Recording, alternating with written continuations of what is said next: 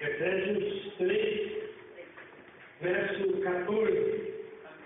Todos acharam? Amém.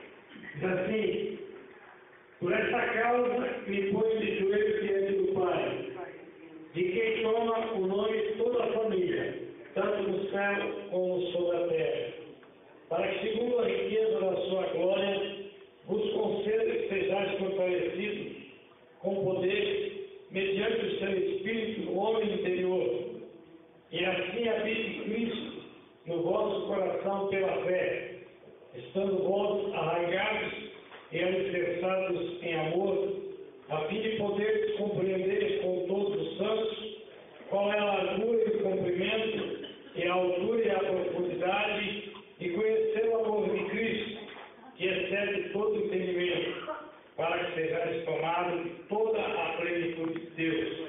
Ora, aquele que é poderoso para fazer infinitamente mais do que tudo quanto pedimos ou pensamos, conforme o seu poder que opera em nós, a Ele seja a glória da Igreja e em Cristo Jesus, por todas as gerações, com todos sempre. Amém. Senhor, te damos graças, te louvamos e te adoramos pela beleza da tua santidade.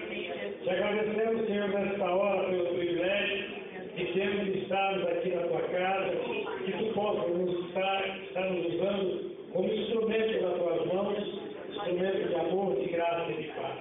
Nos dá graça e nos enche com teu Espírito, em nome de Jesus. Amém. Poderoso está. Glória seja a palavra de Jesus. Esse texto começa Paulo dizendo que se põe de joelho diante do Pai, de quem toma o nome de toda a família, tanto no céu como sobre a terra, para que, segundo a riqueza da sua glória, vos conceda que sejais fortalecidos com poder, mediante o seu Espírito no homem interior. Hoje nós vivemos num mundo que precisamos ser revestidos com o Espírito de Deus em nosso interior. Nós somos pessoas, homens, seres humanos, e que andamos e aqui estamos na face da terra e passamos por diversas situações e precisamos ter o Espírito. Notem que no verso 16 a palavra Espírito está em letra maiúscula, que é o Espírito de Deus. É Paulo dizendo que ele se coloca de joelho diante do Pai, para que toda a família, tanto no céu como aqui na face da terra, possa ser abençoada. E ele pede que o Espírito de Deus esteja intervindo na vida nossa, do homem interior, para que possamos entender e ter a presença de Cristo habitando ricamente em nossos corações. Para que, pela fé, estando vós arraigados e alicerçados em amor, a fim de poder compreender com todos os santos qual é a largura, o comprimento e a altura e a profundidade, e conhecer o amor de Cristo que excede todo o entendimento, para que sejais tomados de toda a plenitude de Deus. Nós precisamos ser tomados de toda a plenitude de Deus.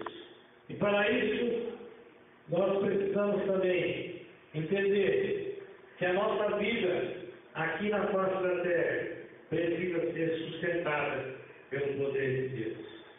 E nós vivemos a cada manhã buscando termos um dia de vitória. Buscamos também ter uma vida melhor, uma vida feliz. Nós vivemos caminhando em busca da maior felicidade, que é a volta de Cristo. É o encontro da igreja com Cristo nos ares. Mas, nesta manhã eu quero lhes dizer 7 passos para ter uma vida feliz, aqui, agora, na face da terra. Em primeiro lugar, nós precisamos ter humildade. Humildade para entender que é Cristo que efetua o tudo em nós. Que é Cristo que nos chama à sua presença e Ele diz para que nós possamos vir como estamos. Não precisamos ter preparo algum para nos achegar a Cristo. Mateus 11, 28 e 29, eu vou pedir que ele vai ser lido, para que você entenda o que é humildade na sua vida. Vinde a mim, todos que estáis cansados e sobrecarregados, e eu vos aliviarei.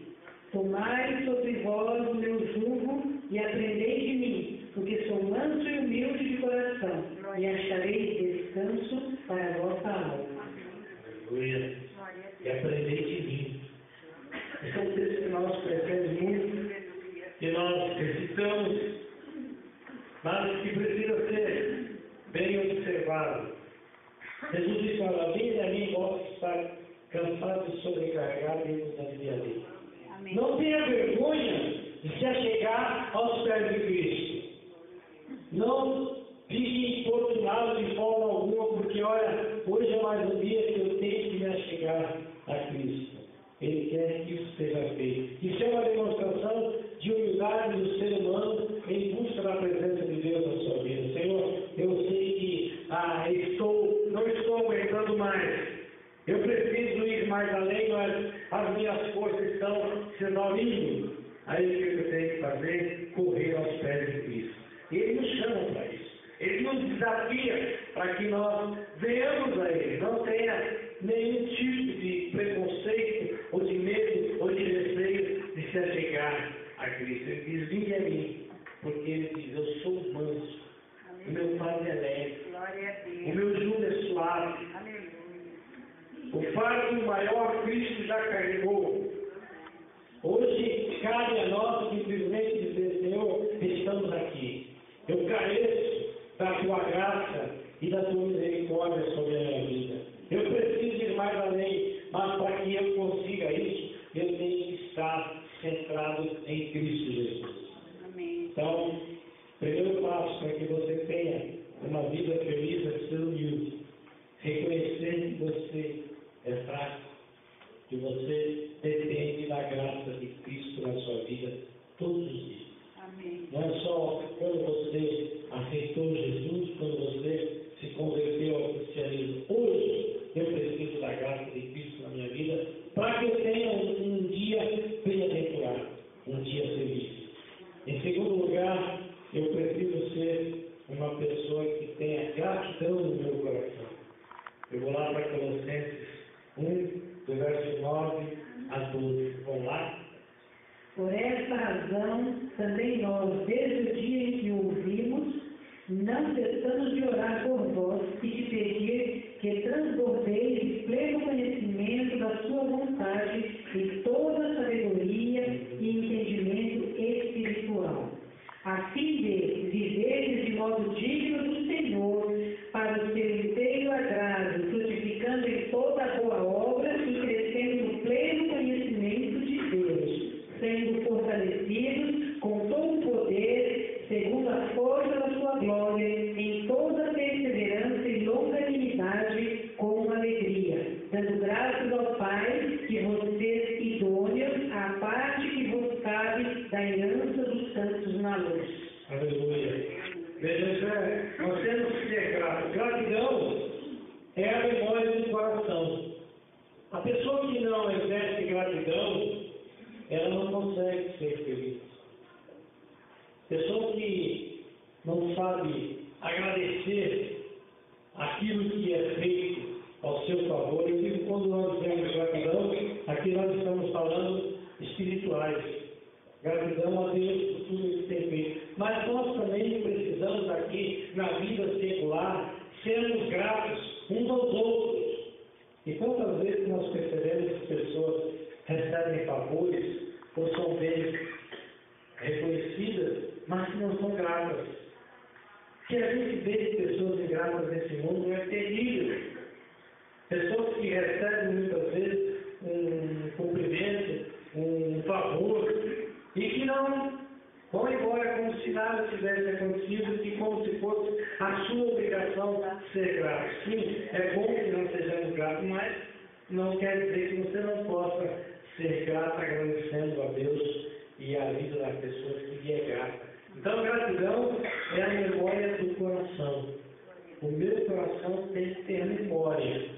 Eu tenho que me lembrar das pessoas que foram ao meu favor. Pessoas que estão ao meu redor, que estão na igreja, que fazem parte da mesma comunhão comigo.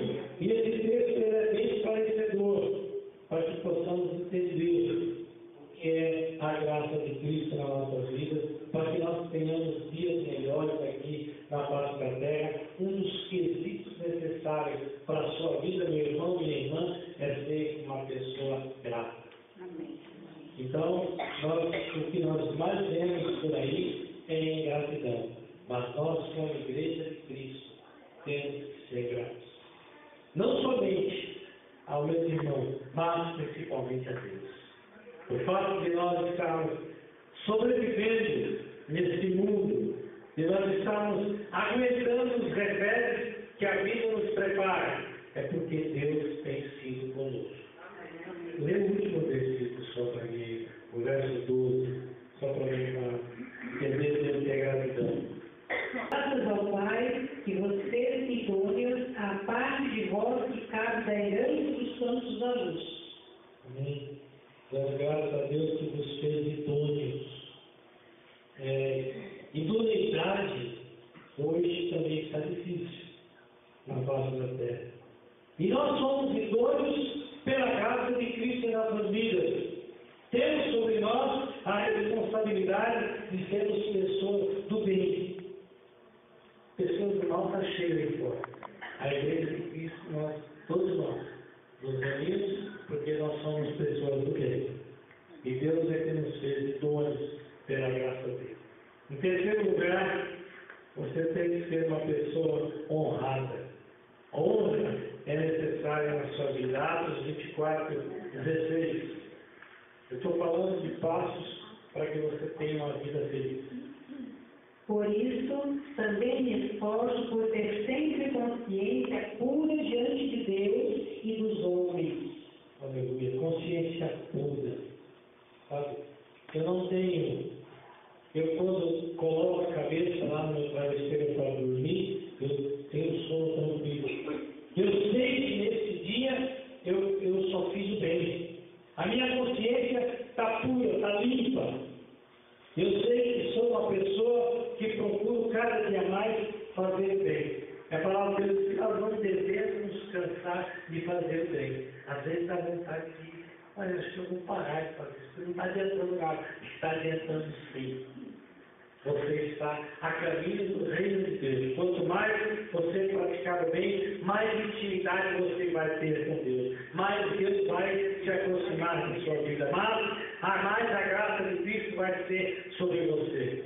Então, tenha sempre essa consciência pura e limpa. Eu sei que hoje eu só fiz o bem. Eu não usei de forma nenhuma, de nenhum tipo de segundas intenções. As minhas intenções têm que ser puras. Eu tenho que ter a consciência limpa do que aquilo que eu prestei, aquilo que eu falei, daquilo que eu fiz nesse dia foi de consciência pura. Então, em terceiro lugar, para você ter uma vida feliz, você tem que ser uma pessoa honrada, ter a sua consciência sempre pura. Não, eu estou sempre buscando fazer o bem, sempre buscando ser uma pessoa justa, em nome de Jesus. Em quarto lugar, um princípio, um passo importante para você ter uma vida feliz. Quando nós falamos de vida feliz, é na sua família, é no seio da sua igreja, é de forma geral, é na vida secular. Em quarto lugar, você tem que ser fiel. Fidelidade é importante na família, no casal, junto com os filhos com os pais. E hoje nós vemos muito a falta de fidelidade no seio da família. Fidelidade. 1 Coríntios 1:9. fiel é Deus, pelo qual foste chamado à comunhão do seu Filho Jesus Cristo, nosso Senhor. Fiel é Deus, ao qual foste chamado na comunhão de Cristo Jesus, seu Filho. Seja fiel, mesmo quando outros se tornem infiéis. Mesmo quando você vê que pessoas estão sendo infiéis a você, seja fiel. Segundo Timóteo 2,13, Paulo dá um ensinamento tremendo para Timóteo. Vamos lá? Se somos infiéis, ele permanece fiel, pois de maneira nenhuma pode negar-se a si mesmo. Aleluia. Se somos infiéis, sabe uma coisa? Deus é fiel. Glória a Deus, aleluia. E nós olhamos muitas vezes, nós vemos colocar para fixar nos carros aí aqueles adesivos. Deus é fiel. Tranquilamente, Deus é fiel. Glória a Deus. Agora a pergunta é, aquele que está dirigindo o carro é fiel? Será que há uma reciprocidade da parte dele para com Deus, para com os seus semelhantes, para com a sociedade, para com a sua família? Deus é fiel, tranquilo. Mas eu, e você, e nós, será que estamos sendo fiéis com Deus, com a nossa família? Seja fiel mesmo quando outros forem infiéis. Porque a sociedade aí fora está pregando infidelidade. Quanto mais infidelidade, melhor. Mas nós, como servos de Cristo, temos que ser fiéis. E Apocalipse 2 diz que nós devemos ser fiéis até a morte. Vamos lá, Apocalipse 2 só para clarear a nossa mente. Não temas as coisas que tens de sofrer. Eis que o diabo está para lançar em prisão alguns entre vós, para serem expostos à prova. E tereis tribulação de 10 dias, se fiel até a morte, ser fiel até a morte, e dar-te-ei a coroa da vida. Esse texto fala das aflições que nós passamos. Jesus disse: eu não terei aflições, mas tem bom ânimo. Glória a Deus, aleluia. Eu venci o mundo, disse Jesus. E ele diz: olha, fica firme, não esmoreça. Aconteça o que acontecer na sua vida, continue sendo fiel. Continue declarando: não, eu sei em quem eu tenho crido. Eu sei que o meu Redentor vive. Então você tem sobre si essa garantia. E ele pede para você: olha, aguenta, segura, fica firme, não esmoreça, continue tendo bom ânimo, ser fiel até a morte. Dar-te-ei a coroa. Então, a fidelidade é algo importante para que você tenha uma vida feliz. Você fiel não tem do que se esconder, não tem do que se envergonhar, não tem do que se contradizer. Pessoas infiéis, elas caem em contradição muitas vezes. Vivem dependendo de uma mentira aqui, ali e agora. E quando você usa de fidelidade com o seu semelhante, você não tem do que se envergonhar. Amém? Então, um requisito importante para você ter a sua vida feliz é fidelidade. Em quinto lugar, obediência. João 2, 7 a 9. É um texto conhecido, é as portas de Caná, na Galileia. Vamos ver só o texto 7 a 9 com sinal de obediência. Jesus lhe disse: enchei d'água as talhas, e eles se encheram totalmente. E eles as encheram totalmente. Então lhes determinou: tirai agora e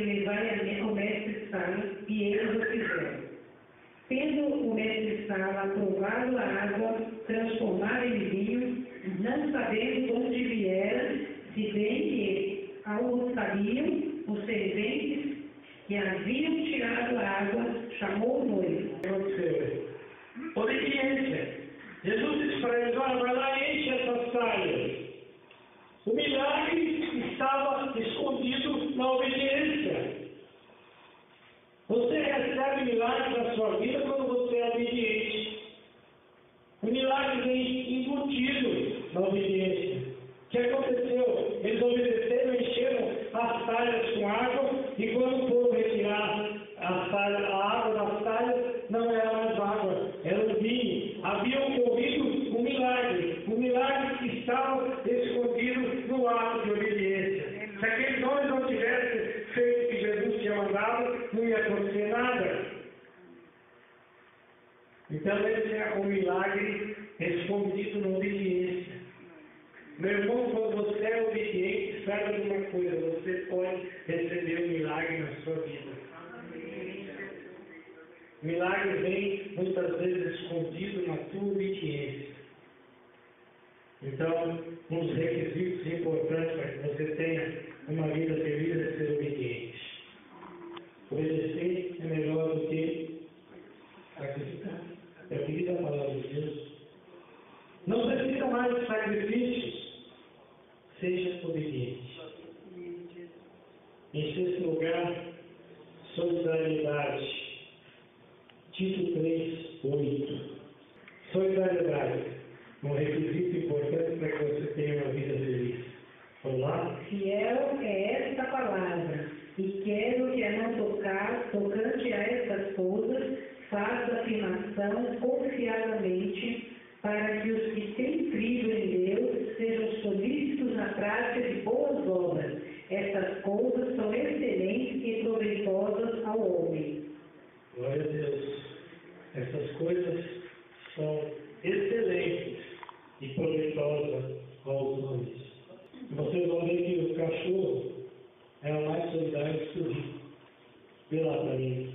Então a solidariedade é importante na vida nossa, como cristãos. Nós precisamos ser solidários uns aos outros. E solidariedade é compreender, é entender que a dor daquele meu irmão também é a minha dor. Que a alegria daquele meu irmão também é a minha alegria. A palavra de Deus diz que nós devemos chorar com os que choram e nos alegrar com os que se alegram. Mas para que isso para que eu possa ter esse sentimento, eu tenho que ter dentro de mim, antes de mais nada, de ser uma pessoa solidária. E eu disse que há momentos que os cachorros são mais solidários do que os homens. Veja lá. Ora, havia certo homem rico que vestia-se de púrpura e linho finíssimo, e que todos os dias se regalava esplendidamente. Havia também um certo mendigo chamado Lázaro, coberto de chagas, que jazia à porta daquele, e desejava alimentar-se das migalhas que caíam da mesa do rico, e até os cães vinham lamber as suas úlceras. Você veja, aquele mendigo estava ali à porta de um rico, torcendo, ansiando para que caíssem migalhas do rico. E além disso que os cachorros iam lamber as suas úlceras, eram solidários. E eu andei reparando, e é dentro desse pensamento de gente e cachorro, interessante, como muitas vezes o cachorro, muitas vezes não, o cachorro ele é solidário com o seu dono todas as vezes. E as filhas não são muitas vezes solidários uns aos outros. Esse exemplo é típico. Você vê quem é acostumado a sempre pedir um cachorrinho na minha vida, e o cachorrinho você chega, o motivo, a hora que ele te vê, ele dá no rabo, todo alegre. Você passa a mão na cabeça dele e ele responde pulando em você. Aquele que o cachorro, que é dono do cachorro, você pode ver que o cachorro está sempre ali, disposto a ter o que você diz para ele. Porque às vezes ele pega uma bolinha lá e chega atrás dos seus pés porque quer brincar com você. E ele entende muitas vezes quando você está triste. Ele compreende muitas vezes quando você não está ali legal naquele dia. E ele fica ali aos seus pés, solidário ao seu sentimento. E quando você está alegre e quer brincar com ele, ele vai no mesmo embalo. Agora, há pessoas que nós lidamos que não se sensibilizam com a situação, com o momento em que você está vivendo. E você precisa reparar que a nossa vida é feita de solidariedade. Nós precisamos ser solidários. Quando nós fazemos apelo na igreja para que você traga 1 quilo de arroz, 1 quilo de feijão, 1 quilo de sal, precisamos tomar cestas básicas. Esse é o meio que nós temos de demonstrar solidariedade com aquele que é necessitado. Então, solidariedade é um dos requisitos que você tem que ter na sua vida para ser feliz. E você pode reparar, quanto mais eu posso dar, quanto mais eu dou, mais eu tenho recebido. E é tão bom quando você dá despretensiosamente, você se sente alegre no seu coração. Olha, se você dá, meu irmão, se você é solidário, é porque Deus tem abençoado. Amém. Glória a Deus. Então, a solidariedade humana é importantíssima na nossa vida. Amém?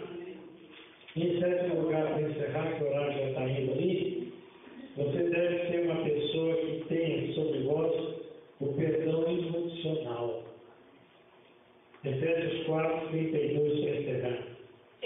Antes, sede uns para com os outros, benignos, compassivos, perdoando-vos uns aos outros, como também Deus em Cristo vos perdoou. Aleluia. Sede uns para com os outros compassivos, sempre disposto a perdoar. Temos uma igreja formada na face da terra de pessoas que são escolhidas por Cristo. Sabe que você é um escolhido de Deus. Amém? Amém, Jesus. Não fosse vós que escolheste a mim, Jesus, mas Deus nos escolheu a vós. Glória a Deus. Para que vades e deis frutos e o vosso fruto permaneça. Mas a minha convivência nesse mundo, na igreja, a igreja é formada por seres humanos. E porque nós somos humanos, nós somos fadados muitas vezes ao erro. Mas eu convivo com pessoas que são pessoas diferenciadas da sociedade de fora. E para isso, tem que haver em mim uma compreensão maior e melhor do que seja perdoar. E o meu perdão ele tem que ser incondicional. Está perdoado e acabou. Ponto final. Eu não vou mais me lembrar daquilo. Eu não vou mais lançar no rosto de ninguém aquela situação passada. Perdoa e acabou. Assim como Cristo nos perdoou. Cristo nos perdoou e nunca chegou para nenhum de nós dizendo, olha, eu te perdoo, mas você se liga que você é uma pessoa, você lembra? Não. Então, acabou. Nova criatura. Nova vida. Nova direção. Eu não posso mais, de forma nenhuma, estar preocupado com aquilo que sucedeu, que já se passou, perdoou, acabou. É o perdão incondicional. E quando eu sou uma pessoa perdoadora, tenha, meu irmão, absoluta certeza de que você é uma pessoa mais feliz do que as outras. Porque você tem a capacidade de perdoar. O perdão tira um peso tremendo das costas daquele que perdoa. Então, é bom sempre ter essa consciência. Eu tenho que ser uma pessoa perdoadora. Amém? Amém. Ora, aquele que é poderoso para fazer infinitamente mais do que tudo quanto pedimos ou pensamos, conforme o seu poder que